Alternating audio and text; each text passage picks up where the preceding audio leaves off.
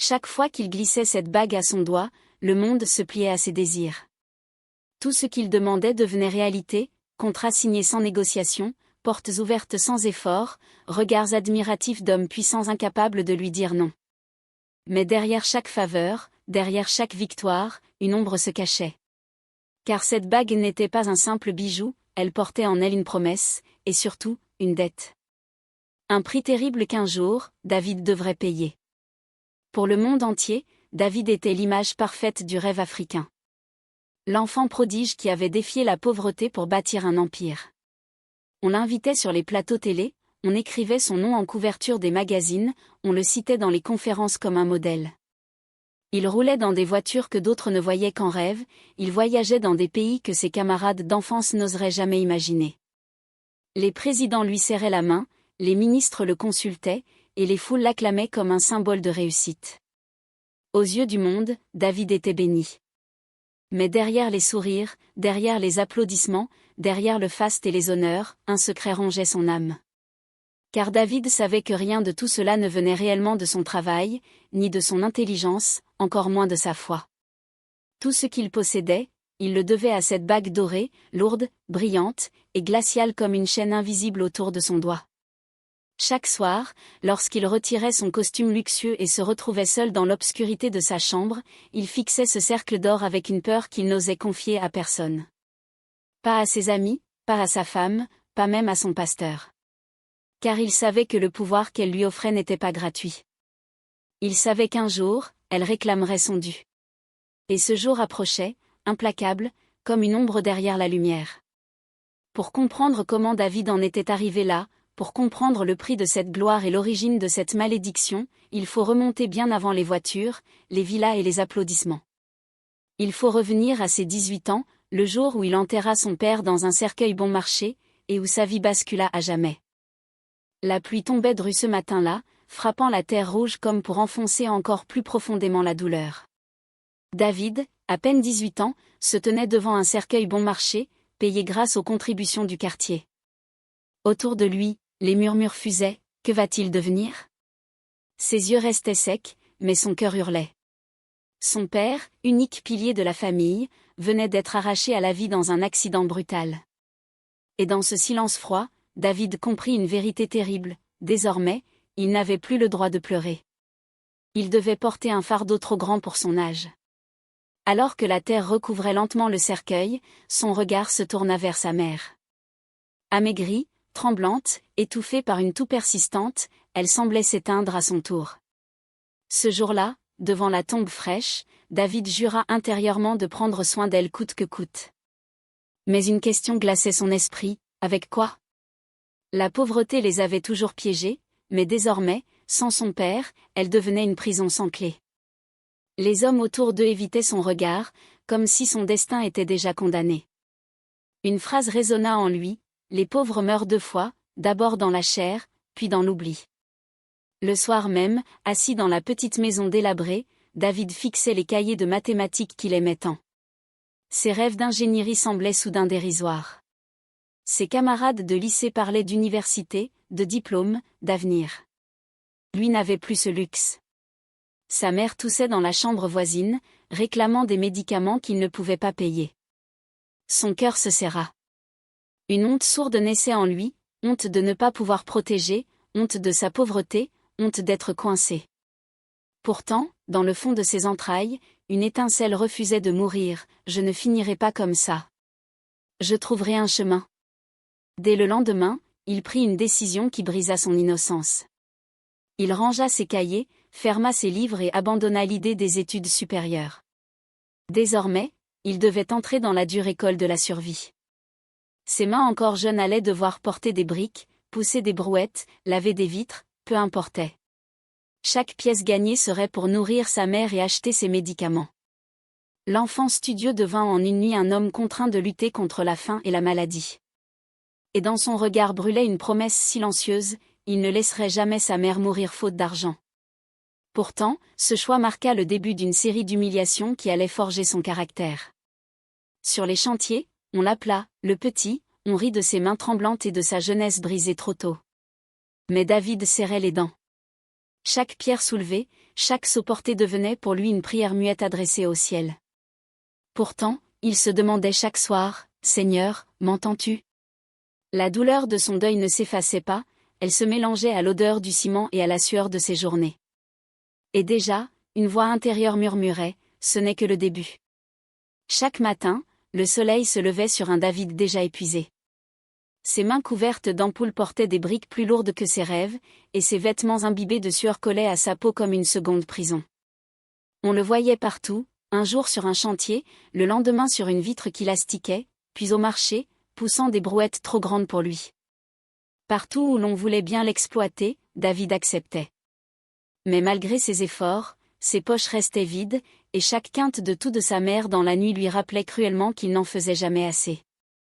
Pourtant, quelque chose intriguait les ingénieurs et les contremaîtres qui croisaient ce jeune manœuvre. Là où les autres tâtonnaient, David comprenait instinctivement les plans. Un simple coup d'œil lui suffisait pour corriger des erreurs que des diplômés laissaient passer. Certains murmuraient, « Ce garçon a quelque chose de spécial ».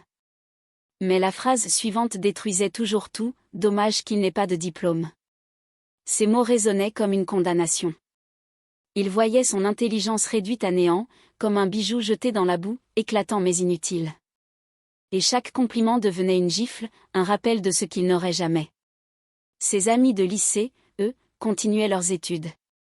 Ils riaient encore, parlaient de futur, de carrière à bâtir. David, lui, connaissait déjà la poussière du ciment et l'odeur de la sueur. Il se surprenait parfois à rêver, observant les ingénieurs qui dirigeaient les chantiers, et murmurait intérieurement, « Un jour, ce sera moi ». Mais aussitôt, une voix sourde lui répondait, « Tu n'as pas l'argent. Tu n'as pas le nom. Tu n'as rien ». Ce duel intérieur le déchirait, d'un côté, une flamme d'espoir brûlait encore, de l'autre, une ombre de résignation menaçait de l'éteindre. Alors il choisit de persister, malgré les humiliations. On l'appelait « le petit », on riait de son ambition, on le voyait comme un simple porteur de briques. Mais David serrait les dents et travaillait 2 fois plus fort. Chaque erreur corrigée en silence était pour lui une victoire intime, un signe qu'il valait plus que ce qu'on croyait. Chaque soir, il répétait devant le miroir crasseux de sa chambre, « Je ne mourrai pas pauvre. » Jamais. Même si ses genoux ployaient sous le poids d'un fardeau trop lourd, sa foi encore fragile l'empêchait de s'écrouler complètement. Pourtant, au fond de lui, il sentait une fissure grandir. Les prières qu'il murmurait semblaient s'élever vers un ciel fermé, sans jamais redescendre. Ses efforts brûlaient avant même d'arriver à destination.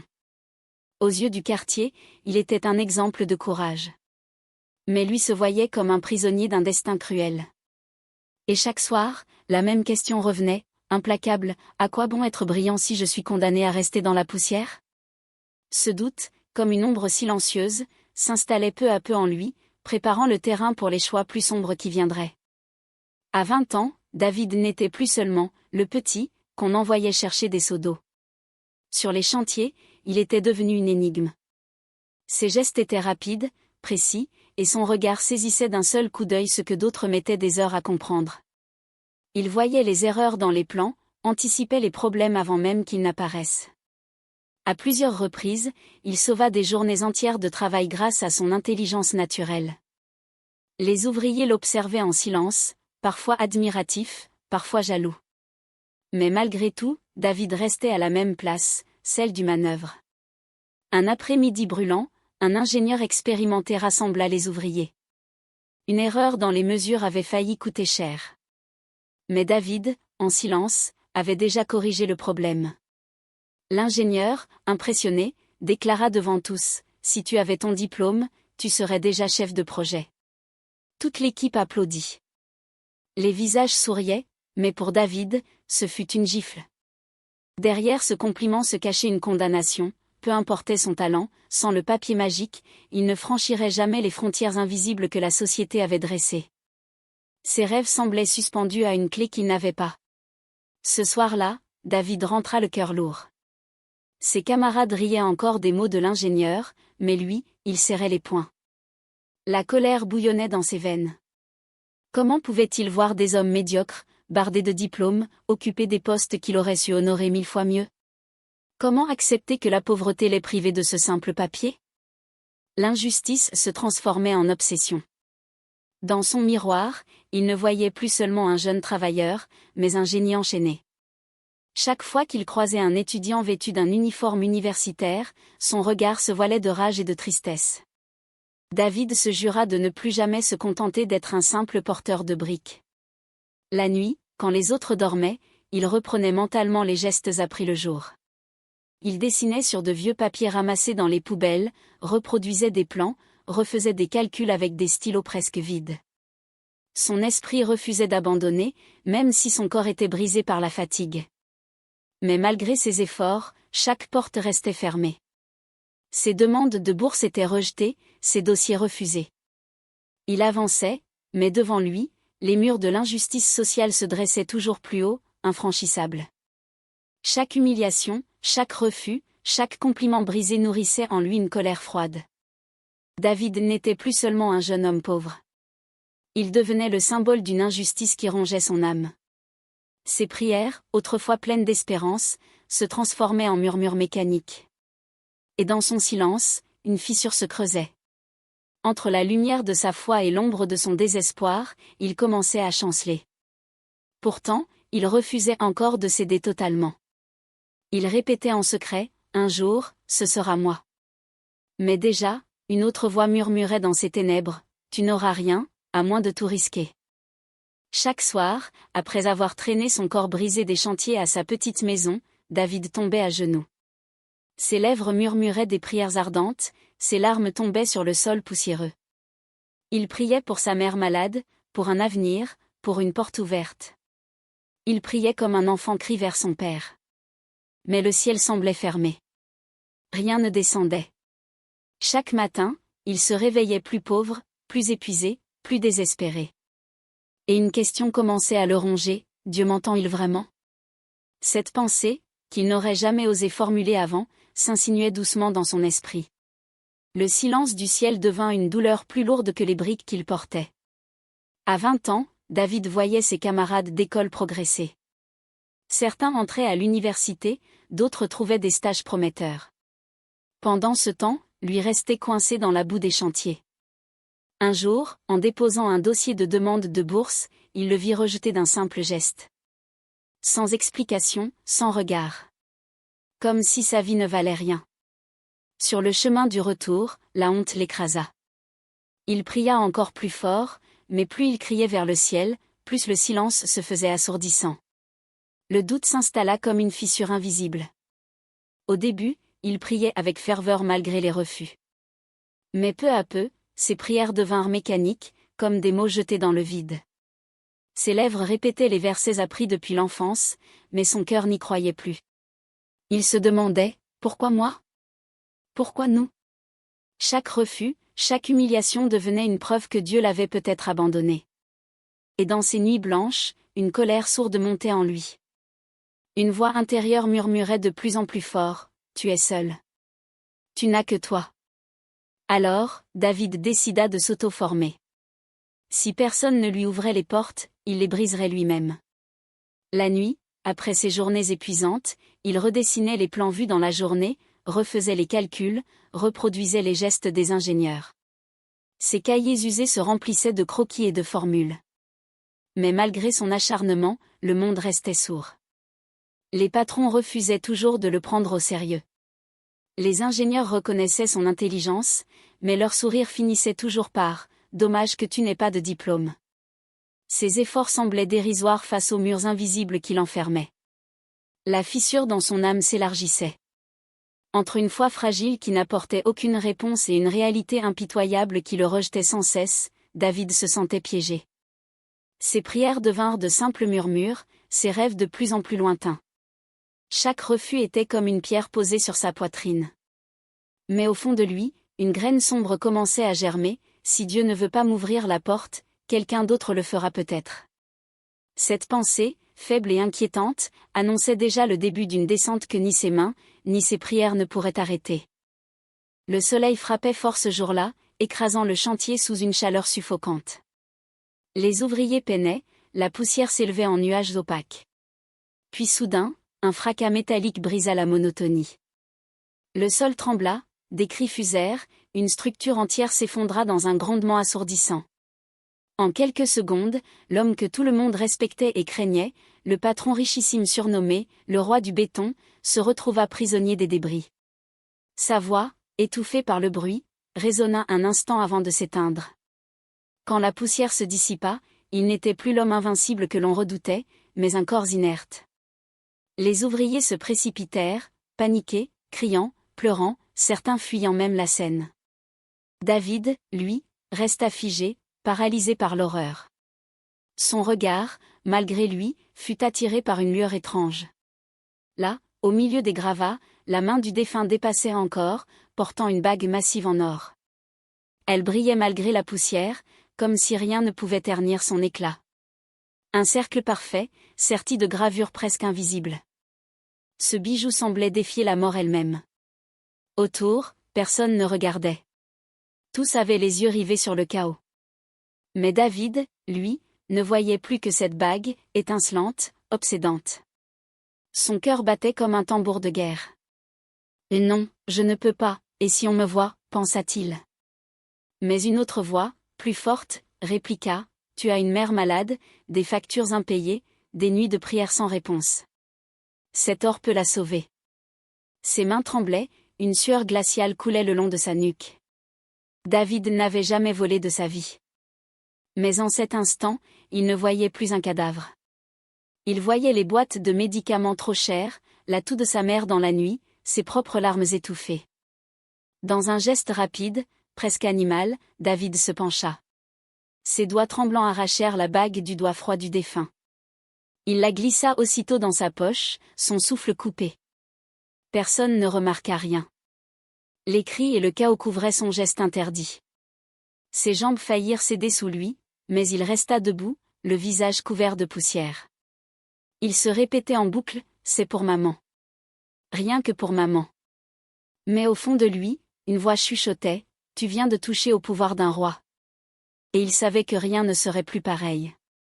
Le chantier reprit son tumulte, sirènes, ouvriers en larmes, policiers qui accouraient. Mais David n'entendait plus rien. Tout ce qu'il sentait, c'était le poids étrange de la bague dans sa poche, comme si elle brûlait sa peau. Ce qui n'était au départ qu'un geste de survie commençait déjà à ressembler à un pacte silencieux. En marchant parmi la foule paniquée, son esprit répétait une pensée obsédante, « Avec ça, tout peut changer. » Mais il ignorait encore que dans ce monde, rien ne change sans prix. Et qu'en ce jour précis, il venait de perdre son innocence. La première nuit, David fut secoué d'un cauchemar si réel qu'il se réveilla en sursaut, le corps trempé de sueur. Il se retrouvait sur le chantier, face au visage blême de son patron défunt. Ses yeux fixes transperçaient les siens avec une intensité insoutenable. Ses lèvres s'ouvraient pour prononcer 3 mots glacés, mais la bague. David se réveilla, le cœur tambourinant, persuadé que ce n'était qu'un choc dû à la journée. Mais la nuit suivante, la scène revint. Puis encore, chaque nuit, le même décor, la même voix obsédante.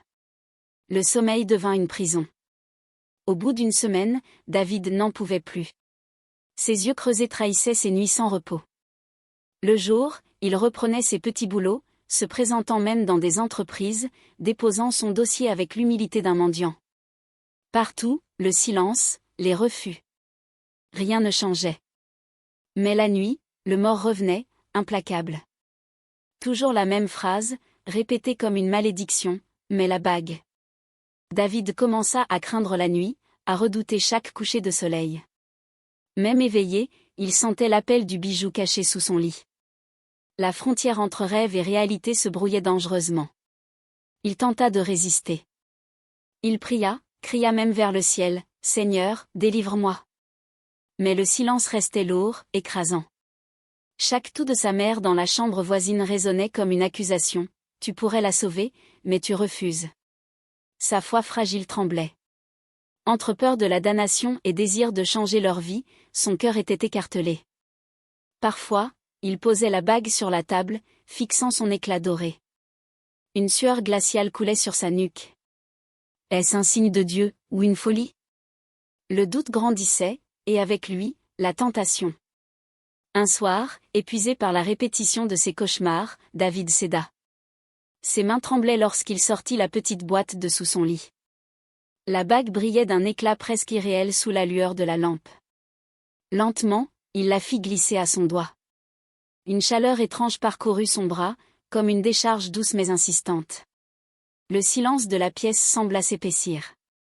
David resta immobile, attendant un miracle, mais rien ne se passa.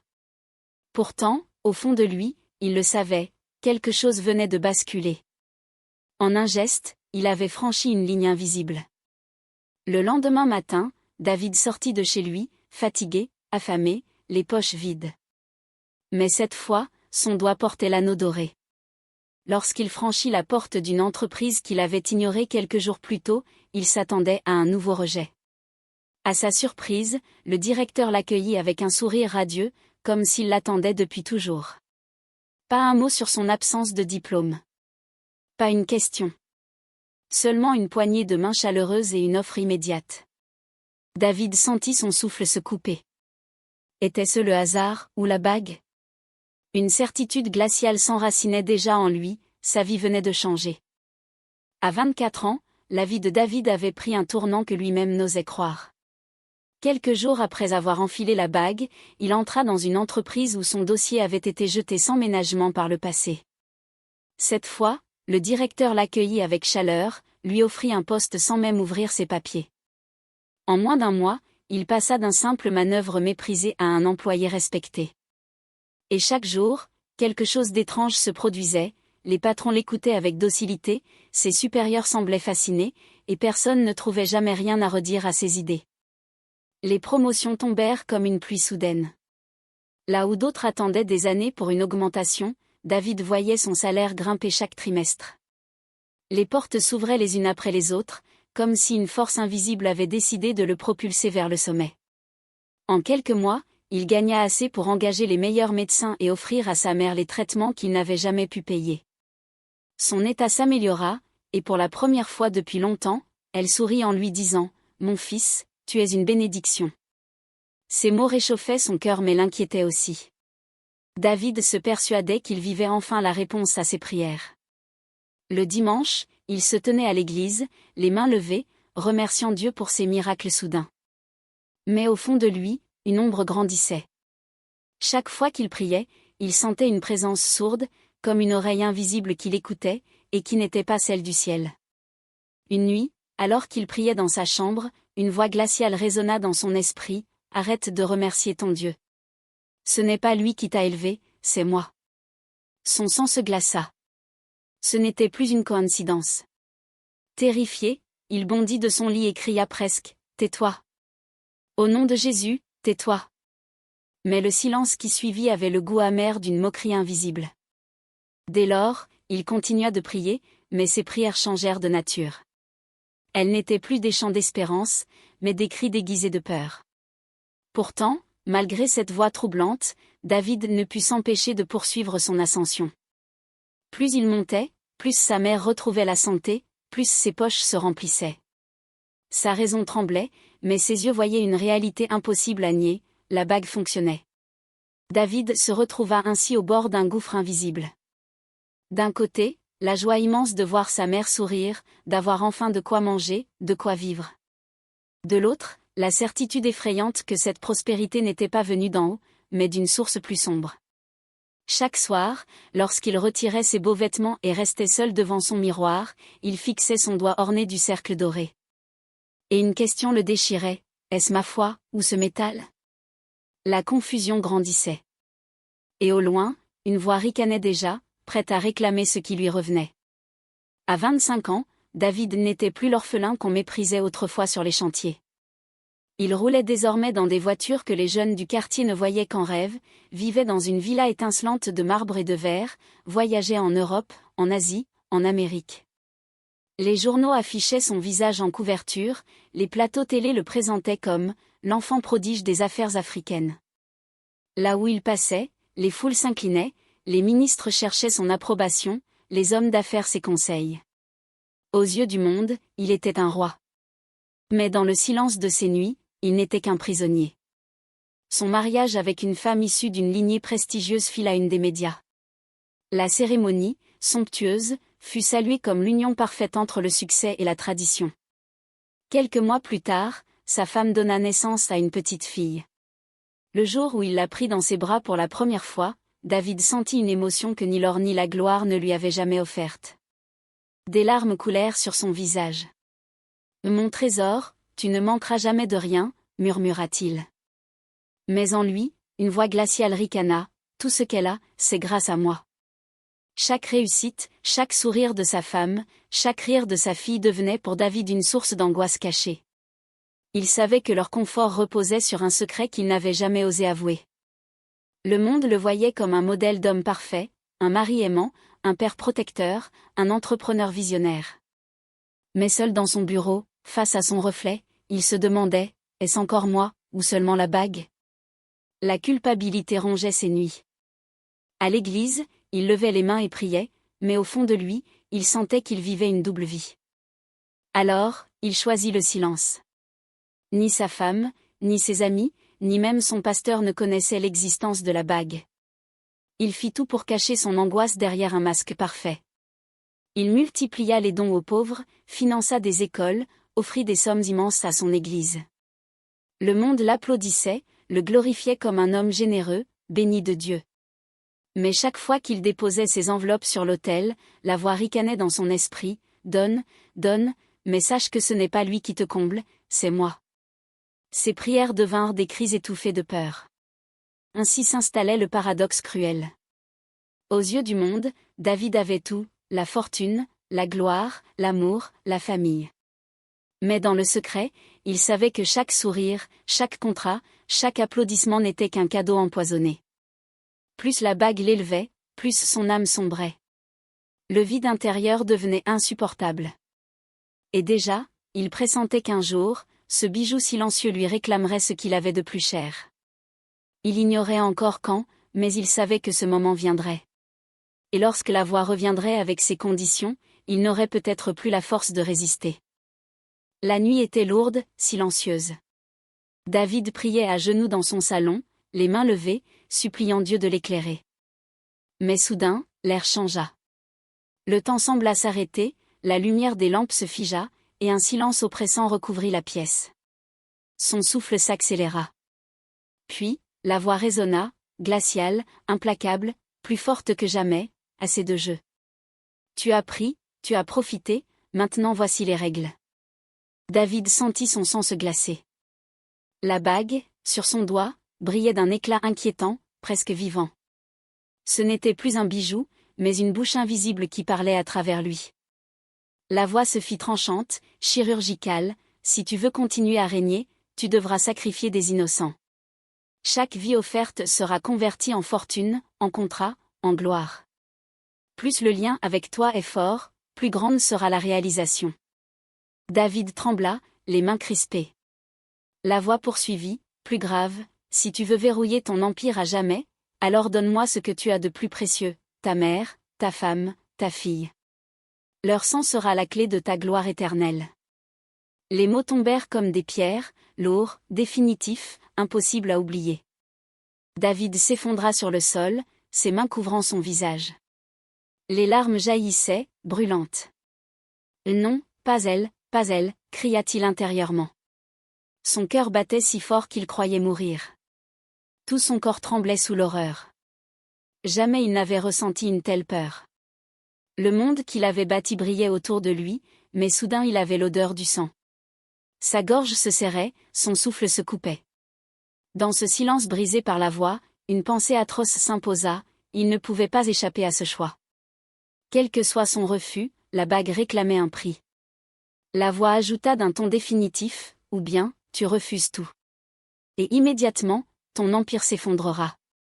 Tes contrats, tes sociétés, tes honneurs, tout disparaîtra en un instant. Tu redeviendras poussière. Puis la sentence tomba comme un coup près, tu as 14 jours. Pas un de plus. Choisis. David hurla, frappant le sol de ses poings. Son corps tremblait, son esprit vacillait entre folie et désespoir. Il tenta de prier, mais chaque mot semblait se briser contre le mur invisible qui l'écrasait. 2 semaines. 2 semaines pour choisir entre l'horreur, la trahison, ou la chute. David resta prostré dans l'obscurité, incapable de bouger. Les secondes passaient comme des heures, chaque battement de cœur résonnant comme un glas. Ses mains moites agrippaient son visage, ses yeux fixaient le vide. « Seigneur, pourquoi m'as-tu laissé devenir ça ?» Mais aucune réponse ne vint. Seule la voix moqueuse résonnait encore. « Tu n'échapperas pas », ce soir-là, David sut que son compte à rebours avait commencé.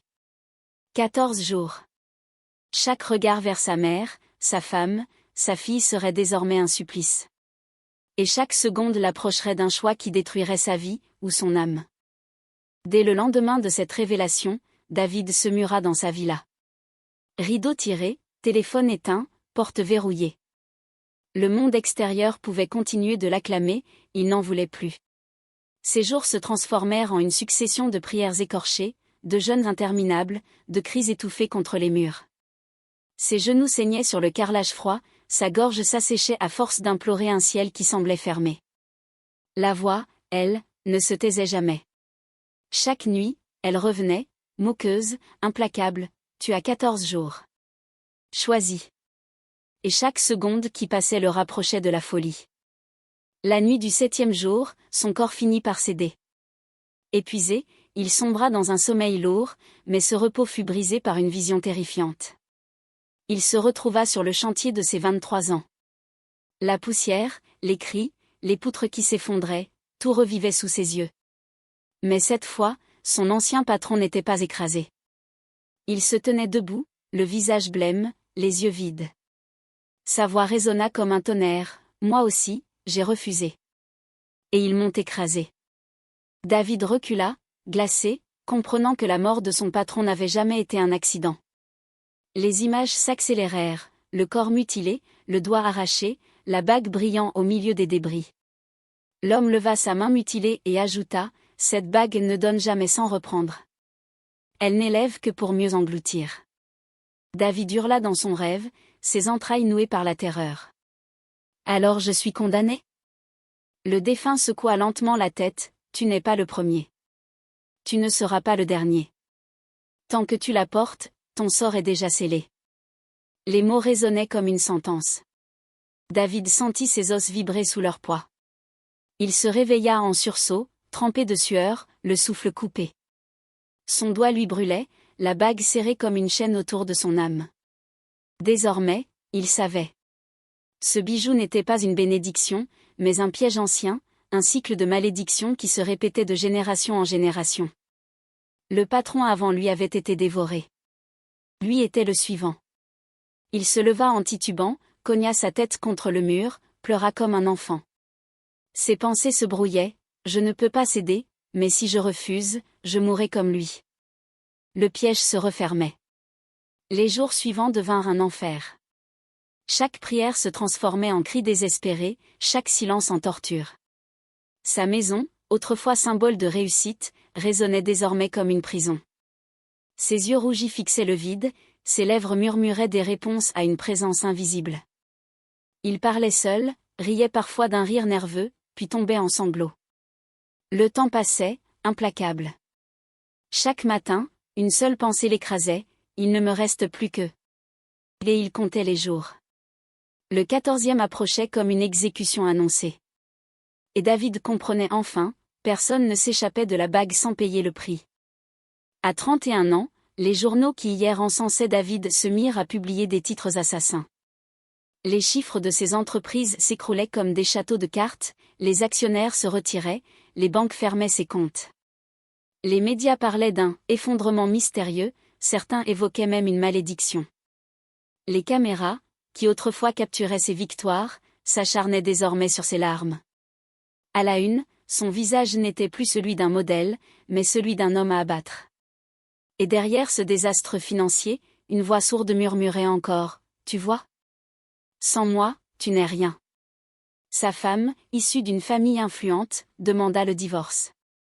Elle ne partit pas seule, elle gagna le procès, emporta leur fille et une partie de sa fortune. Devant les juges, David n'était plus un héros, mais un homme brisé accusé de mauvaise gestion. Chaque audience était une humiliation de plus, chaque verdict une gifle. Sa fille, qu'il aimait tant, lui fut arrachée comme si ses bras n'étaient plus dignes de la porter. Le jour où il quitta le tribunal, ses épaules voûtées, poursuivi par les caméras, il comprit que le monde entier assistait en spectateur à son agonie. David hurlait à l'injustice, mais ses cris se perdaient dans le vide. Les mêmes voisins qui l'avaient acclamé baissaient les yeux en le croisant. Les fidèles de son église murmuraient à son sujet, certains disant qu'il était « puni par Dieu ». Seul dans sa villa devenue trop silencieuse, il errait comme un fantôme. Les murs de marbre résonnaient désormais comme un tombeau de souvenirs. Chaque nuit, il revoyait sa fille sourire, sa femme à son bras, et sa mère heureuse. Désormais, il n'avait plus rien que la honte et la solitude. Sa gloire s'était transformée en prison glaciale. Comme pour l'achever, sa mère retomba gravement malade. Les mêmes symptômes d'autrefois, tout persistantes, gémissements dans la nuit, regard épuisé. Mais cette fois, David n'avait plus les moyens de l'aider. Les meilleurs médecins qui venaient jadis à sa porte ne répondaient plus à ses appels. Il passait ses nuits assis à son chevet, tenant sa main fragile, murmurant « Je t'avais promis que tu ne manquerais plus de rien ». Ses larmes coulaient sans fin. Chaque respiration difficile de sa mère était pour lui un coup de poignard. Lui qui avait juré de la protéger se retrouvait impuissant. Le vide devenait insupportable. La villa était envahie par le silence, son cœur par la honte, et son âme par la voix moqueuse qui revenait toujours « Reprends-moi, et tout reviendra ». David se battait pour ne pas céder, mais chaque refus, chaque humiliation, chaque tout de sa mère rendait la tentation plus forte. Son regard se posait parfois sur le tiroir où il avait rangé la bague. Ses mains tremblaient. « Non, je ne peux pas », se répétait-il. Mais la vérité était là, il était seul, brisé, et l'ultimatum invisible n'avait pas encore dit son dernier mot. Seul dans sa chambre, David s'agenouilla, la tête entre les mains, vidé de force. Autour de lui, le silence pesait, mais dans son esprit, la voix résonnait plus forte que jamais. Reprends-moi, et tout reviendra. Chaque mot s'enfonçait en lui comme une lame. Il voyait les images défiler, ses villas, ses voyages, les sourires de sa femme, le rire de sa fille dans ses bras. Tout semblait à portée de main, à une seule condition. Ses mains tremblaient, ses lèvres murmuraient « Seigneur, aide-moi ». Mais le ciel restait silencieux, tandis que l'anneau l'appelait avec insistance.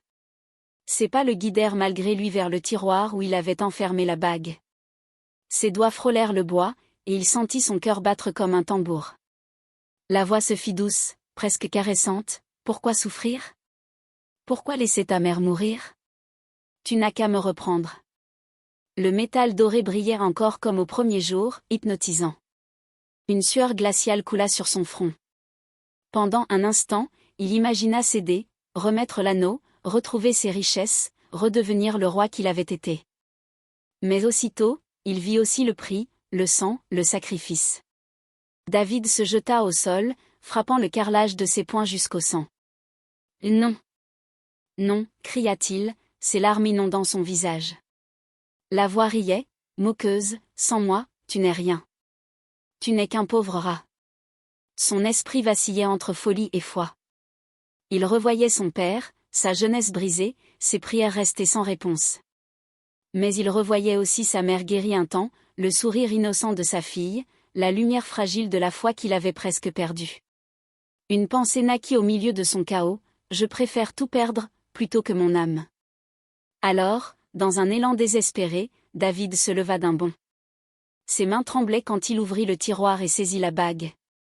Elle brillait d'un éclat surnaturel, comme si elle tentait de l'hypnotiser une dernière fois. Ses yeux se remplirent de larmes. Pendant un instant, il sentit le vertige de tout ce qu'il abandonnait, sa fortune, sa gloire, sa réputation, sa famille perdue. Mais il serra les dents, d'un cri libérateur, ouvrit la fenêtre. Dans un geste violent, il lança l'anneau dans la nuit. La bague disparut dans l'ombre, et avec elle, la voix s'éteignit enfin. Le silence qui suivit fut assourdissant. David s'écroula au sol, les mains couvrant son visage. Il s'attendait à un soulagement, mais ce fut une douleur atroce qui l'envahit. « Je n'ai plus rien ?» sanglotait-il.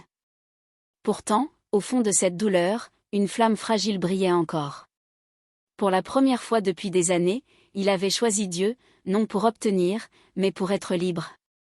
Ses prières n'étaient plus des demandes de bénédiction, mais des cris de reconnaissance. « Seigneur, reprends-moi comme je suis. » La villa vide résonnait de sa voix brisée, mais dans son cœur commençait déjà une délivrance. À 32 ans, David se retrouva là où tout avait commencé, les poches vides, la tête lourde, et la solitude pour seule compagne. La villa avait été vendue, les voitures saisies, les comptes vidés. Il ne restait plus que lui et sa mère malade, logés dans une petite maison délabrée. Aux yeux du monde, le roi était redevenu poussière. Dans les rues qu'il parcourait autrefois en maître, il marchait maintenant comme un inconnu. Ceux qui l'acclamaient hier changeaient de trottoir aujourd'hui. Mais au fond de ses yeux brillait une étincelle nouvelle, il n'était plus esclave de la bague. Chaque jour était une lutte contre la faim, la honte et la misère. Pourtant, dans ce désert, David sentit une liberté qu'il n'avait jamais connue. Il priait non plus pour obtenir, mais pour rester debout. Le vide matériel ouvrait en lui un espace que la foi venait remplir doucement. Il comprit une vérité qu'il avait ignorée trop longtemps, la richesse sans fondement solide n'était qu'un mirage. Un soir, alors qu'il fixait le plafond fissuré de sa petite chambre, il se dit, « Si je ne peux pas entrer dans le système des autres, alors je créerai le mien. » Cette pensée devint une graine de détermination. Bien que moqué, rejeté, humilié, David refusa de replonger dans les raccourcis faciles. Ses anciens amis l'évitaient, ses ex-collaborateurs le méprisaient, mais il s'accrochait à une conviction, « Je préfère construire lentement, avec vérité, plutôt que de briller vite et mourir. » Sa mère, affaiblie mais encore lucide, lui répétait d'une voix fragile, « Tiens bon, mon fils. » Ces mots devinrent sa force. Dans son regard fatigué, on pouvait lire la trace d'un homme brisé, mais aussi la lumière d'un survivant prêt à renaître autrement.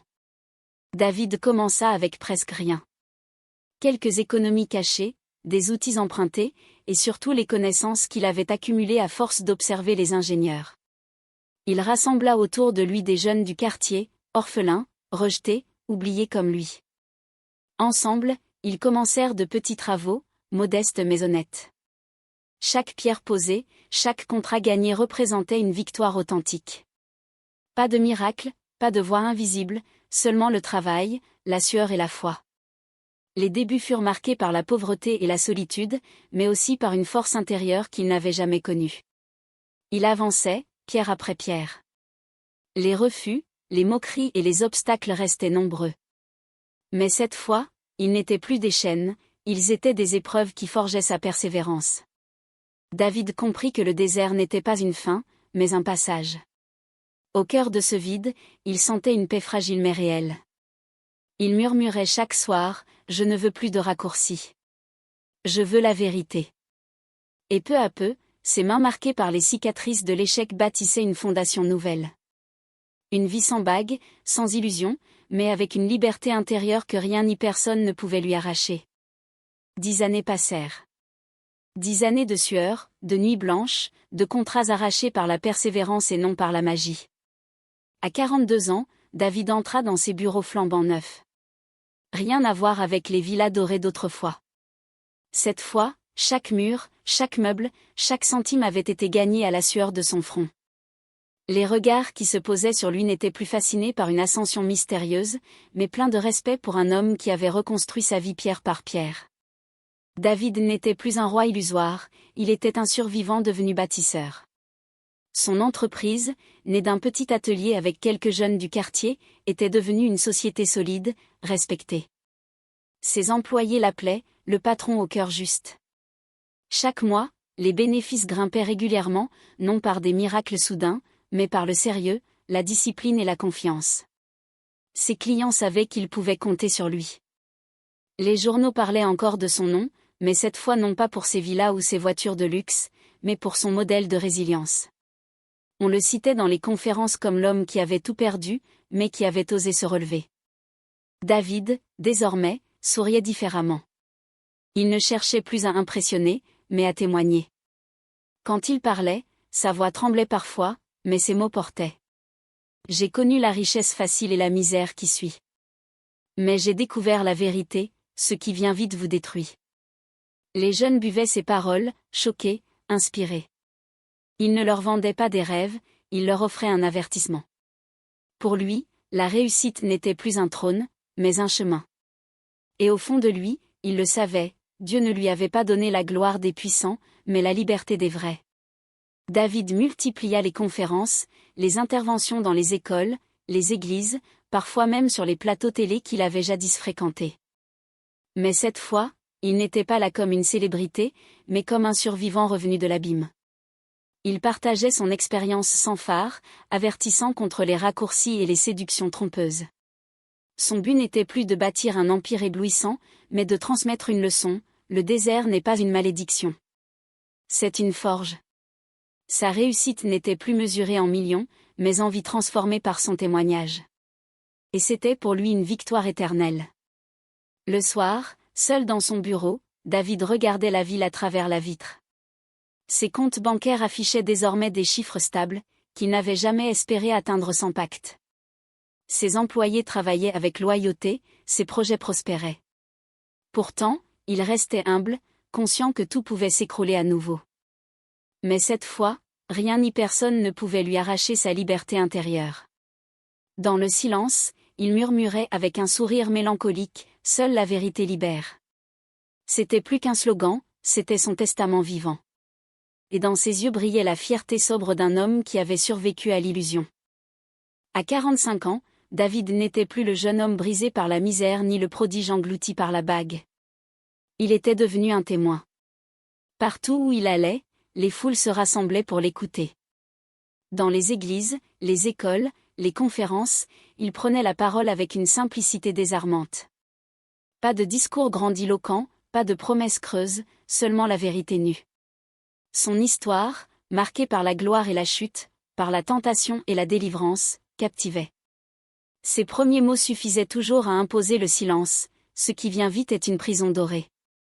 Son message allait droit au cœur des jeunes. Beaucoup rêvaient de succès immédiat, d'argent facile, de gloire sans effort. Mais en entendant David, certains baissaient les yeux, d'autres pleuraient.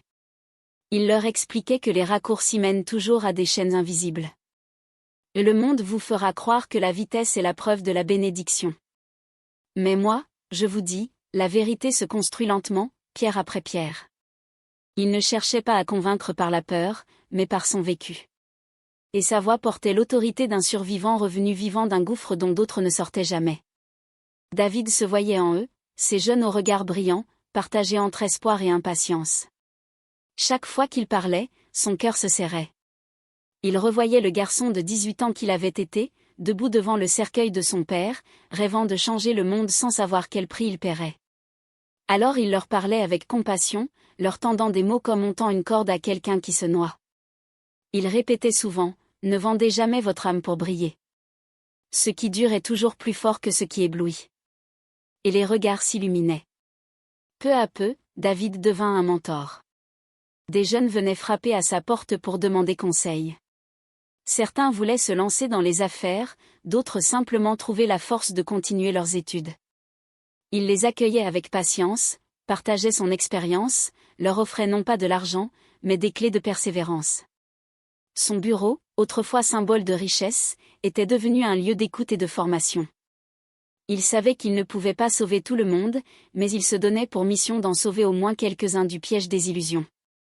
Et cette mission donnait sens à sa vie. Le respect que David inspirait n'était plus basé sur sa fortune, mais sur sa sagesse. Les médias, autrefois fascinés par ses voitures et ses villas, parlaient maintenant de lui comme d'un modèle de résilience.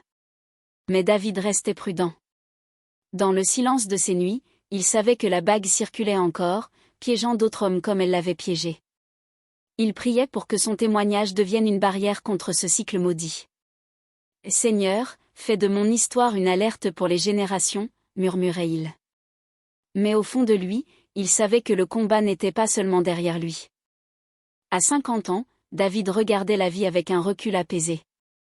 Les cicatrices de son passé ne s'étaient pas effacées, mais elles étaient devenues des marques de sagesse. Un soir, alors qu'il sortait d'une conférence, une silhouette l'attendait dans l'ombre, sa fille, désormais adolescente. Elle s'approcha timidement, d'une voix tremblante, dit: « Papa, est-ce que je peux te parler ?» Ces mots firent couler ses larmes. Après tant d'années d'absence et de distance imposée, la porte de la réconciliation s'entr'ouvrait enfin. David sut qu'il venait de recevoir un cadeau plus précieux que toutes ses anciennes fortunes. Peu à peu, leur relation reprit vie. Les premiers échanges furent maladroits, ponctués de silence, de sourires timides. Mais avec patience, David apprit à l'écouter, à être là sans imposer. Sa fille découvrit un homme différent de l'image que les journaux avaient dépeinte, non pas le roi déchu, mais un père humble, marqué par la vie et habité par une sagesse nouvelle. Sa mère, toujours en vie et désormais guérie, vivait encore auprès de lui. Elle regardait cette réconciliation avec des yeux brillants d'émotion, répétant souvent « Dieu a permis que ton nom soit restauré autrement ». Son ex-femme, séduite par la nouvelle stabilité qu'il avait reconstruite, tenta un jour de revenir dans sa vie. Elle lui parla de « seconde chance », de « reconstruire une famille ». Mais David, le cœur ferme, refusa. Il avait appris que certaines portes, une fois fermées, ne devaient jamais être rouvertes. Il ne cherchait plus à retrouver ce qu'il avait perdu, mais à préserver ce qu'il avait gagné, la liberté intérieure, la vérité, et surtout la relation avec sa fille. Ce refus marqua un tournant définitif, il n'était plus l'homme des illusions, mais celui de la fidélité. Désormais, David consacra sa vie à transmettre. Ses conférences s'élargirent, il écrivit même des ouvrages où il partageait son histoire sans phare. Partout, il répétait aux jeunes, « Ce qui vient vite est une prison dorée, mais ce qui dure construit l'éternité. » Son entreprise prospérait, mais il n'y voyait plus une fin en soi. Elle était devenue une plateforme pour former, élever et inspirer. Sa maison, simple mais chaleureuse, accueillait souvent des jeunes en quête de repères. Chaque soir, en regardant sa fille rire avec sa grand-mère, il murmurait « Voilà ma vraie richesse ». À 50 ans, David n'était plus un homme hanté par ses erreurs, mais un témoin qui laissait derrière lui un héritage moral et spirituel. Ses paroles résonnaient dans les cœurs bien au-delà de sa présence. Il savait que la bague circulait encore, piégeant d'autres vies, mais il avait choisi de devenir un rempart contre cette illusion. Dans le silence de ses nuits, il remerciait Dieu, non pour les biens matériels, mais pour la liberté retrouvée. Et au fond de lui, il le savait, son nom ne serait pas seulement celui d'un ancien prodige, mais celui d'un guide. Chaque vie est marquée par des choix, et ceux de David avaient failli le détruire. Lui qui avait goûté à une gloire fulgurante grâce à une bague maudite, avait découvert que la richesse sans Dieu n'était qu'une prison dorée. Derrière les villas, les voitures, les voyages, il n'y avait que des chaînes invisibles, des nuits hantées, et une voix qui ne cessait de réclamer du sang. La bague lui avait offert un royaume éphémère, mais au prix de son âme. Pourtant, c'est au fond du gouffre, dépouillé de tout, que David trouva la véritable liberté. Ce n'était pas dans les applaudissements des foules, ni dans les titres des journaux, ni dans les fortunes accumulées, mais dans une foi nue, forgée par le désert et la persévérance. La pauvreté l'avait humilié, mais elle l'avait aussi purifié. Il avait appris que la vérité n'a pas besoin de raccourcis, elle se construit lentement, pierre après pierre, avec courage et patience. À 50 ans, David n'était plus l'enfant prodige que l'on adulait, ni le roi déchu que l'on méprisait. Il était devenu un homme libre, un guide, un témoin. Ses cicatrices n'étaient plus des marques de honte, mais des preuves vivantes de la fidélité de Dieu. En refusant la bague, il avait perdu un empire illusoire, mais gagné une liberté éternelle. Et son héritage ne se comptait plus en chiffres, mais en vie transformée par son témoignage. Son histoire laisse une vérité implacable, tout ce qui ne vient pas de Dieu a un prix caché. La richesse facile éblouit mais détruit, tandis que la persévérance, même dans la douleur, construit un royaume qui ne peut être renversé. David avait été un roi éphémère par la bague, mais il devint un roi véritable par sa résilience. Et son dernier message, gravé dans les mémoires, résonnait comme un avertissement solennel. Ne courez pas après les raccourcis. Ce qui vient vite vous dévore, mais ce qui dure vous libère.